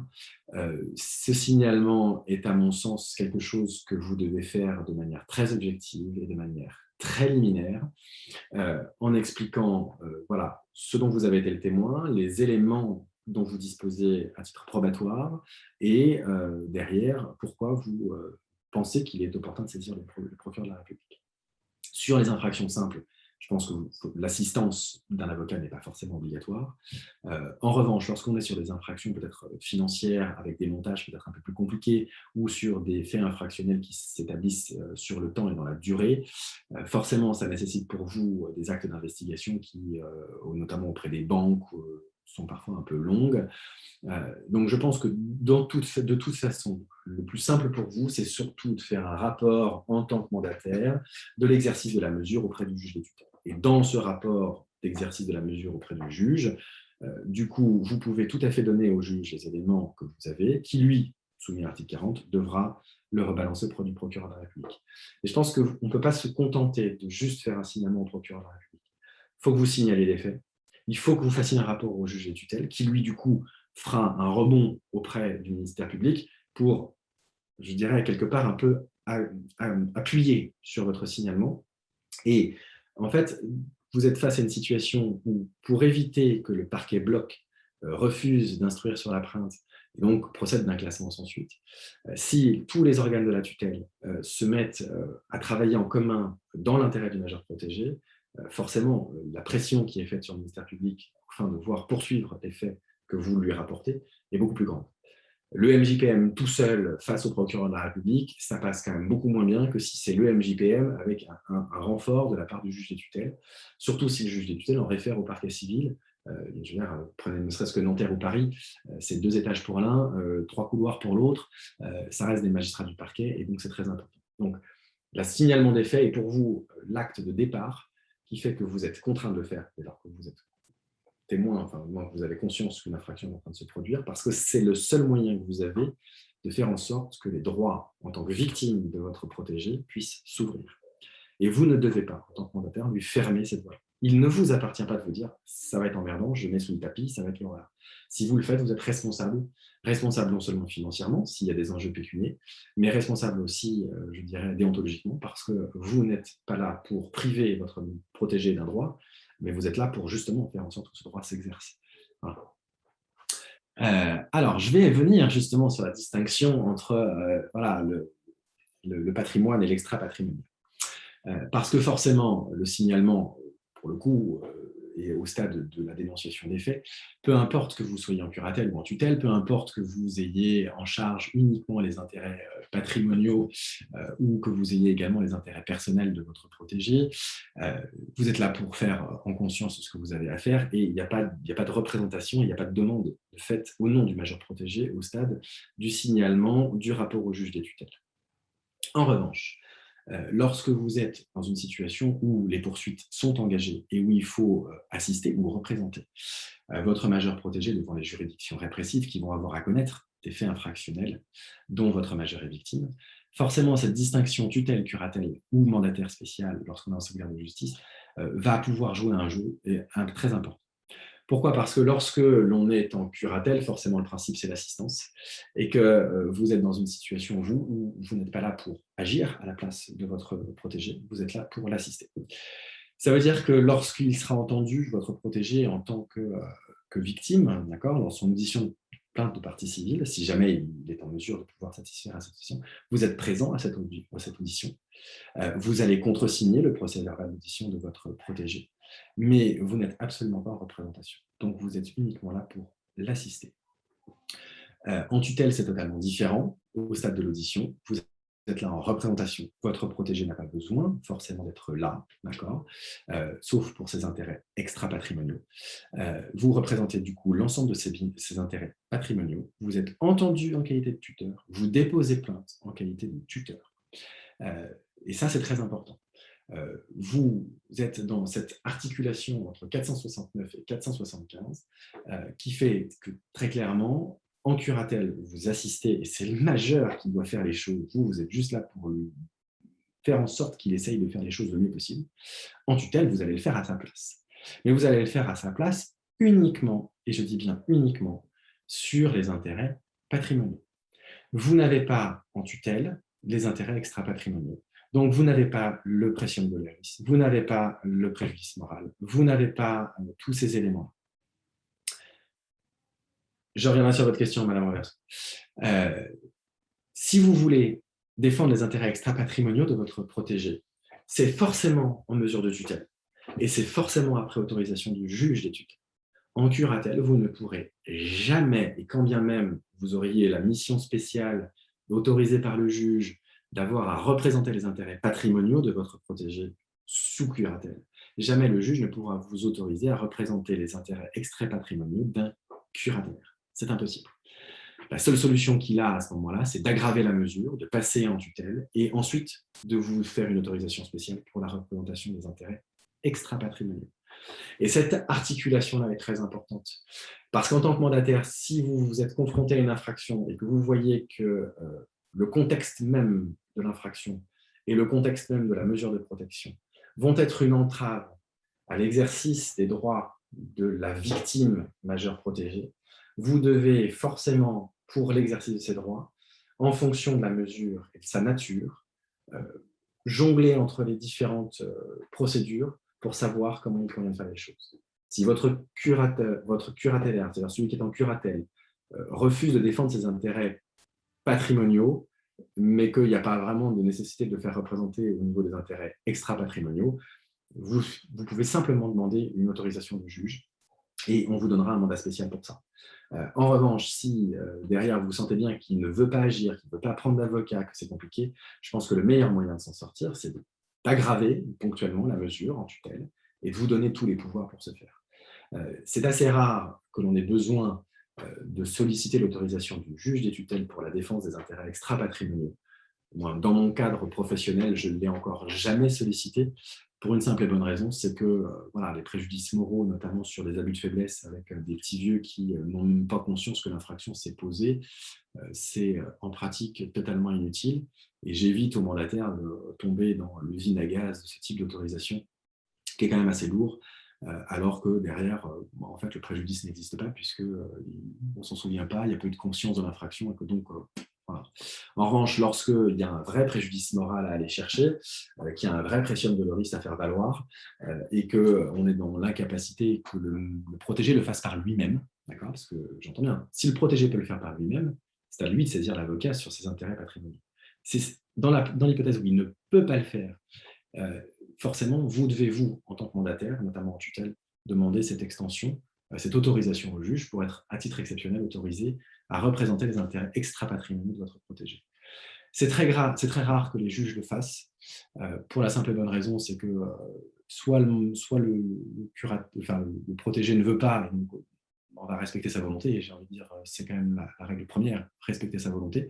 On va se passer de sa volonté pour des questions patrimoniales, mais pour les questions extra-patrimoniales, ça reste lui. Donc les rares fois où le magistrat l'autorise, c'est lorsqu'il y a un vrai préjudice extra-patrimonial et que le majeur protégé est généralement sous tutelle et se situe dans l'incapacité physique ou psychologique de pouvoir exercer ce droit-là, et que donc on n'a aucune information sur sa volonté de vouloir l'exprimer ou pas. Si on est dans cette configuration très particulière, alors les juges autorisent le mandataire judiciaire en tutelle à exercer les droits patrimoniaux, extra-patrimoniaux. Sinon, il ne le fait jamais. Donc, voilà. C'est vrai que pour vous, c'est un petit peu délicat. Vous êtes saisi exclusivement des intérêts patrimoniaux de vos protégés devant les juridictions de jugement. L'avocat que vous devez saisir, parce que je pense que c'est très important que vous restiez vous dans votre rôle et que ce ne soit pas vous qui portiez les demandes de votre majeure victime. Je pense que c'est très important que vous saisissiez un avocat qui va pouvoir caractériser correctement l'infraction, essayer de vous assister le mieux possible, parfois depuis le début, depuis le début du dépôt de plainte jusqu'à l'exécution de peine. Voilà. N'hésitez surtout pas à vous reposer sur l'avocat. C'est une décharge de responsabilité pour vous. C'est lui qui sait comment on exerce les droits. Vous, vous êtes juste là pour faire en sorte que les droits soient exercés. Mon majeur, il est victime, je ne me pose pas de questions. Rapport au juge, demande d'autorisation de saisine d'un avocat, signalement au procureur de la République. Si je suis autorisé à saisir un avocat ou si j'ai la possibilité de le faire parce que je suis en tutelle tout seul, je saisis l'avocat, je lui refile le bébé. Et derrière, je fais en sorte que l'avocat fasse son boulot correctement. Moi, je suis tuteur, je suis curateur, je ne suis pas avocat et je ne suis pas là pour être le ministère public non plus. D'accord ? Et donc, surtout, bien penser à ça. Il y a quelques juges de tutelle qui ont tendance à considérer que vous n'avez pas besoin de saisir un avocat parce que vous pouvez très bien le faire vous-même. Je pense qu'il est parfois important que vous, en tant que mandataire, rappeliez au juge des tutelles que bah oui, un avocat, ça va coûter de l'argent aux protégés, certes, mais que vous n'êtes pas avocat, que vous n'êtes pas payé comme un avocat, que ce n'est pas votre mission, que vous ne savez pas faire, et que chacun son boulot, et les vaches sont bien gardées, et que le meilleur moyen de protéger correctement la victime d'une infraction, c'est encore de faire en sorte que tous les organes de sa tutelle, et j'inclus l'avocat du majeur protégé dans les organes de la tutelle, juge des tutelles, mandataire judiciaire, avocat, que tous ces organes-là travaillent en cohérence, chacun à sa place, pour que la représentation et l'assistance du majeur protégé puissent correctement se faire. Vous l'aurez compris, j'ai lourdement empiété sur MJPM et avocat, quelle articulation. Donc, du coup, Aurélie, je veux bien que vous descendiez un petit peu. Voilà, on est là. Sur cette situation-là. Voilà. La question que vous vous poserez souvent, c'est qui est l'avocat ? Qui est le client de l'avocat ? C'est une question qui est très délicate, dans le sens où, sur les questions patrimoniales, lorsque le curatellaire ne satisfait pas sa propre défense, c'est vous, en tant que mandataire judiciaire, qui allez désigner l'avocat. Parfois même contre la volonté de votre curatellaire. Ça ne fait pas pour autant de vous le donneur d'ordre. Vous êtes celui qui a désigné. C'est un petit peu comme le bâtonnier qui désigne un avocat commis d'office parce que la personne veut un avocat mais n'en connaît pas. Ça ne fait pas du bâtonnier le donneur d'ordre de l'avocat qui est désigné pour quelqu'un qui a besoin d'un avocat commis d'office. Vous êtes juste l'organe de désignation. Vous aurez un pouvoir d'instruction vis-à-vis de l'avocat, mais il a quand même son indépendance et l'avocat devra, c'est du coup assez difficile pour l'avocat, devra réagir sur un seul et une seule objectif. Sa mission, ce sera de défendre les intérêts du majeur protégé. Il ne défend pas les intérêts du donneur d'ordre, qui est le mandataire judiciaire. Sa mission, et celle que vous allez vous lui confier, c'est de défendre les intérêts du majeur protégé. Et à ce titre-là, vous êtes le donneur d'ordre, vous êtes celui qui va payer les honoraires, mais la ligne de défense de l'avocat, elle est celle mise en place dans l'intérêt, et exclusivement dans l'intérêt du majeur protégé. L'avocat, pour ça, doit impérativement se saisir de toutes ses règles professionnelles, de toute sa déontologie, pour ne jamais franchir la ligne, bien comprendre que le donneur d'ordre n'est pas celui dont on défend les intérêts, s'assurer que l'ensemble de sa mission se fasse toujours dans le cadre des règles civiles du majeur protégé, à savoir la volonté et la défense des intérêts du majeur protégé. C'est donc une mission pour l'avocat qui est très contraignante, parce que forcément, ça lui ouvre à énormément de transparence. Et je pense qu'il faut que mes confrères, et je vais leur taper un peu dessus, s'il y en a certains qui m'écoutent, j'en suis désolé par avance, je vais rester confraternel quand même. Je pense qu'il est très important de comprendre que dans cette configuration très particulière, le donneur d'ordre et le payeur n'est pas celui que l'on défend, parce que cette personne que l'on défend est vulnérable et souvent pas en mesure d'exprimer sa volonté. Ça ne doit pas ouvrir à tous les travers. Et je pense que la seule solution pour l'avocat d'exercer dans l'intérêt des droits du majeur protégé les droits de la défense, c'est de le faire par des biais de conventions d'honoraires au temps passé. Ces conventions d'honoraires au temps passé sont des actes de disposition qui sont soumis à l'autorisation du juge des tutelles. C'est une garantie du coup pour le mandataire judiciaire de ne pas être taxé en responsabilité, y compris derrière par les ayants droit si jamais il y a un décès, au motif qu'il aurait trop payé un avocat et qu'on est dans une situation particulière. Je parle bien de la tutelle pour le moment, pas de la curatelle. Tutelle. Et je pense que dans ces situations-là, parce que le protégé n'est pas en mesure d'exprimer sa volonté et que du coup, c'est ces organes de tutelle qui suppléent à cette absence de volonté, seule la convention au temps passé est possible parce qu'elle amène à un contrôle du juge des tutelles. Et je pense que ça, c'est très important. Fonctionner par des conventions d'honoraires au forfait, c'est, à mon avis, aboutir à toutes les dérives, c'est prendre un risque pour le mandataire qui signe ce type de convention. Pourquoi je le dis? Parce que bien souvent, au moment où vous nous désignez, la procédure pénale, bon, certes, on est victime dans cette procédure, mais elle est entre les mains du ministère public, voire potentiellement d'un juge d'instruction. Et ce n'est pas nous qui l'orientons comme au civil, ce n'est pas nous qui avons la main sur la procédure, et c'est le juge ou le parquet qui décide de comment ça va se passer. Et donc, c'est parfois très délicat d'être au forfait. Donc, j'ai tendance à penser qu'il y a une vraie responsabilité de la part de l'avocat à avoir là-dedans, pour bien se positionner par rapport au mandataire et bien se positionner par rapport au juge. En curatelle, parce que la question a été posée, c'est très simple. Vous êtes en assistance, vous n'êtes pas en représentation, sauf à ce qu'on vous autorise pour agir à la place de votre protégé. C'est le protégé qui décide. Et s'il fait le choix d'un avocat, eh bien, vous ne pouvez pas faire autrement. C'est ce qui aboutit parfois à des conflits de qualification qui sont un peu délicats, parce que le protégé est tout à fait libre de choisir un avocat pour défendre ses intérêts personnels. Et puis vous, en tant que mandataire, vous allez être autorisé à saisir un avocat pour désigner ses intérêts patrimoniaux. Et donc, la même personne est parfois défendue par 2 avocats, ce qui n'est pas sans manquer de piquant. Voilà. Maître, on pourrait continuer à en parler des heures. D'ailleurs, nous imaginons peut-être refaire un webinaire ou continuer ce webinaire une prochaine fois avec les questions. Désolée, j'étais plus long que je pensais, tout seul devant mon écran. Voilà, alors il y a juste une vite. question qui est revenue très souvent, Oui. plutôt par rapport à la première partie de l'intervention sur l'urgence de présence du mandataire aux audiences et à quelles audiences il est obligatoire qu'il soit présent, c'est-à-dire juridiquement où il est obligé d'être là. Pas moralement, mais juridiquement, où est-ce qu'il est obligé? Juridiquement, les textes font obligation à la juridiction d'entendre le mandataire s'il est présent.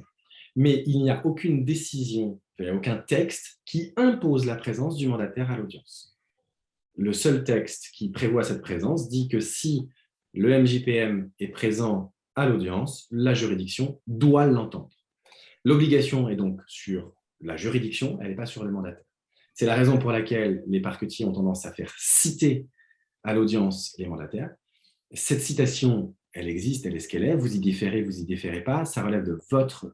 voilà, moi, je n'ai pas de conseils à vous donner par rapport à ça. Je dis juste, aujourd'hui, les textes de procédure civile, de procédure pénale n'imposent en aucun cas la présence du mandataire à l'audience. Voilà. Il y a peut-être des petites questions sur la partie majeur protégé victime que vous souhaitez reprendre, maître. Je suis en train de remonter les questions. Si vous envoyez, vous, Aurélie. Oui, c'est ce que je suis en train de… Alors, j'en ai vu une là qui est très importante de Madame Morin-Besson. Avec qui l'avocat échange en curatelle? Alors, curatelle, vous êtes en assistance. Vous êtes donc là pour contresigner la convention d'honoraires que le curatellaire aura conclue avec l'avocat. C'est l'avocat, alors vous pouvez suggérer le nom de l'avocat, mais c'est le curatellaire qui désigne l'avocat, qui signe la convention d'honoraires avec lui et qui, derrière, échange avec l'avocat. Que ce soit en défense victime ou en défense auteur, l'avocat, bien évidemment, échange quand il le peut avec son client, et c'est son client qui est le donneur d'ordre, et en curatelle, c'est bien évidemment toujours le curatellaire qui organise sa défense victime ou auteur avec l'avocat. Le mandataire n'est que là pour vérifier que la mode de désignation, la régularisation de l'honoraire, etc., se font dans les intérêts du majeur protégé, et voilà, on est uniquement sur de l'assistance, pas sur de la représentation. Très bien. Super. Je ne sais pas si on a peut-être fini, je ne sais pas. Il nous reste encore 5 à 10 minutes grand Je maximum. viens de voir une question. Quid du tutélaire qui dépose plainte contre son tuteur? Quel garçon désagréable. Alors, beaucoup de tutélaires voilà, essayent de faire ça parce qu'ils ne sont pas contents du mandataire et donc ils essayent de le dégager par ce biais-là. Alors, beaucoup de ces plaintes-là sont bien évidemment classées sans suite. Voilà. Il y en a certaines qui, malheureusement, sont fondées, notamment à raison du fait que le MJPM a commis une infraction. Donc là, bon, pour le coup, je pense que je n'ai pas de réponse à apporter. Si on a commis une infraction dans le cadre de l'exercice de sa mission, j'ai envie de dire, on n'est plus à même de pouvoir exercer tout court cette mission de mandataire et je pense qu'on doit en souffrir les conséquences. Si c'est en revanche une plainte qui est déposée uniquement pour nuire au tuteur parce que sa tête ne lui revient pas et qu'on a envie de faire chier un beau jour où on pète un câble en tant que tutélaire voilà, à raison de ses troubles, j'ai envie de dire là, c'est au tuteur d'apprécier ce qu'il en fait. Soit il considère que c'est à l'aune des troubles de son protégé, que ça fait partie des risques de sa mission et que ça ne va pas aller très très loin parce que de toute façon, ça sera classé sans suite. Soit c'est fait dans des termes ou des proportions qui rendent impossible l'exercice de la mission et dans ce cas-là, le tuteur a tout à fait la possibilité de demander à être déchargé de sa mission pour ensuite se retourner contre son tutélaire, son ancien tutélaire, pour diffamation ou dénonciation calomnieuse. Donc, la personne dit donc le tutélaire peut déposer plainte tout seul. Le tutélaire, enfin le tuteur, oui, peut déposer plainte. Non, celui qui est sous tutelle. Alors, celui qui est sous tutelle peut tout à fait déposer plainte tout seul. Il n'a pas besoin, voilà, techniquement parlant, le tuteur peut se substituer à lui puisqu'il le représente, mais il peut tout à fait déposer plainte tout seul puisque l'exercice des droits patrimoniaux extra-patrimoniaux lui appartiennent. Voilà. Une fois que cette plainte aura été déposée, il sera forcément représenté par son tuteur pour la partie patrimoniale, mais tant que le juge des tutelles n'aura pas rendu une autorisation expresse désignant le tuteur pour représenter les intérêts extra-patrimoniaux, et je dis bien ils ne le font en règle générale que lorsque le tutélaire est en incapacité d'exprimer sa volonté et donc d'agir lui-même, tant que cette autorisation-là n'est pas donnée, un tuteur peut tout à fait aller déposer plainte, y compris contre son tuteur. Alors, j'espère qu'on a répondu au grand nombre, au maximum des questions. Voilà, on s'en excuse si on n'a pas pu forcément y répondre. Je vais vous remercier, maître. Avez-vous un mot de conclusion avant que… Je vais reprendre les mots de Constance Potier qui sont très justes quand elle dit « Enfin, on parle de l'autonomie du majeur ». Et oui, je suis désolé, c'est vrai qu'en tant que mandataire, j'ai vraiment axé sur votre rôle et votre devoir d'action à partir du moment où il y a une carence de vos protégés et une carence qui fait qu'ils ne peuvent pas ou ne veulent pas agir. Mais bien évidemment, ils sont libres d'agir, ils ont une capacité et il faut leur laisser cette capacité. En tant qu'avocat, là c'est l'avocat qui parle, quand l'auteur ou la victime d'une infraction peut être acteur lui-même de son procès, c'est important qu'il le soit parce que c'est lui qui est la victime, c'est pas nous, c'est pas vous, c'est pas moi, c'est eux. Et je pense quand ils le peuvent, ils doivent être acteurs de leur procédure, que ce soit en tant qu'auteur ou que ce soit en tant que victime. Ça fait partie du processus, notamment de reconstruction pour les victimes ou de compréhension pour les auteurs. Voilà. Donc, il ne faut pas se substituer à eux tout le temps, pour tout, partout. Il faut juste s'assurer que, parce qu'ils sont vulnérables, leurs droits soient respectés en toutes circonstances et que ces droits puissent toujours être garantis.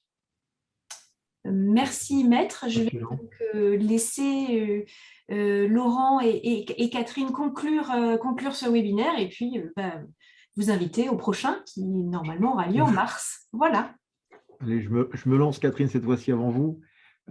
Écoutez, merci maître pour effectivement ce discours et puis surtout pour avoir clarifié par des cas très pratiques toute cette notion victime pour une personne protégée ou elle-même auteur de l'infraction. Moi, j'ai envie de dire, je souscris à ce qu'il y ait un deuxième volet qui pourrait être des réponses très pratiques au FAQ. Et je me dis que si, avec une petite forme que vous évoquez aujourd'hui, vous êtes aussi excellent, comment serez-vous si, dans ce deuxième volet, vous êtes en grande forme? Donc, je réagis très mal à la flatterie, évitez, voilà. Je ne sais pas quoi faire. Mais voilà, c'est juste vraiment parce que je pense que, moi, j'ai juste regardé les questions et je sentais au fil de l'eau que finalement, elles avaient vraiment une progression dans la qualité et puis dans la précision. Donc, je trouve qu'il y a un second volet qui serait nécessaire. Après, évidemment, vous aurez toute l'attitude pour dire oui ou non et puis de donner la bonne date. Mais je pense que ça vaut le coup de travailler là-dessus pour voir en bonne santé. Voilà, c'est surtout ça qui importe. Ça serait bien. Voilà. Merci en tout cas à toutes et à tous, aux personnes présentes parce qu'elles sont un peu frustrées quand elles n'ont pas toutes leurs réponses. Mais voilà, je pense que le deuxième épisode pourrait le faire. Pas de souci, ce sera avec plaisir. Merci en tout cas de m'avoir invité et j'ai été honoré d'être avec vous à cette pause déjeuner. Voilà. Et Catherine, peut-être vous voulez… Ah non, c'est vrai que c'était hyper intéressant. Donc, on ne va pas le recomplimenter, sinon il va devenir rouge le mur d'ailleurs. Déjà que je tousse. Ça fait conjonctivite après. Donc, merci. Je ne l'ai pas encore celle-là. J'ai que la sinusite et l'otite si on peut éviter la conjonctivite. Ça me va bien. Et puis, on essaiera d'arranger la capacité d'avoir une petite vignette pour se voir parce que c'est vrai que quand on organise et quand on anime, je sais ce que c'est. Des fois, on a des périodes de blanc à voir personne. Donc, on va essayer de trouver une solution. Pas de souci. Je suis très d'accord. Mais je suis très favorable à ce qu'éventuellement, il y ait un deuxième volet où on puisse rentrer du coup avec des questions qui seraient peut-être posées à l'avance pour que je puisse, moi, les traiter en développement de manière beaucoup plus approfondie, de manière beaucoup plus technique. Et puis, un deuxième volet où éventuellement, je pourrais… si vous en êtes d'accord, solliciter la présence d'une juge des tutelles pour qu'il y ait ce rebond avocat, juge. Oui, qu'il y ait un dialogue. Et un vrai dialogue. On pourrait le faire en forme de table ronde, ça pourrait être très intéressant. Oui, avec grand plaisir. Parfait. Écoutez, nous allons voir comment nous organiserons ça dans les coulisses. Voilà. Je remercie tous les spectateurs et les participants. Alors, je vous le redis, vous aurez à l'issue, sûrement la semaine prochaine, enfin en tout cas dans quelques jours, un mail dans lequel vous aurez donc la présentation PowerPoint que vous avez vu diffuser, ainsi qu'un lien vers le film du webinaire. Donc, vous pourrez revoir ou le transmettre à des gens qui ne pouvaient pas être parmi nous ce matin. Voilà. Merci beaucoup à tout le monde. Merci beaucoup. Je vous abandonne. Je vais me soigner, me moucher, tout ce qu'il faut. Merci. Hors caméra. Au revoir. Bon après-midi. Merci. Au revoir. Merci.